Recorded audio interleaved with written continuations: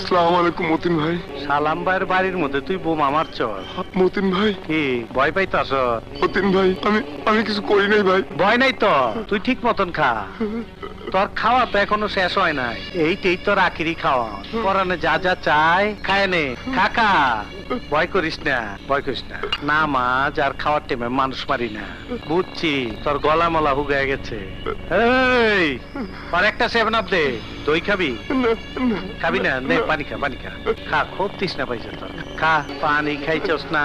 হ্যাঁ মতিন ভাই। অন দৌড়া। মতিন ভাই, আমারে মাফ করে দেন। জানের ভয়ে মানুষ দৌড়ায় না, দৌড়া।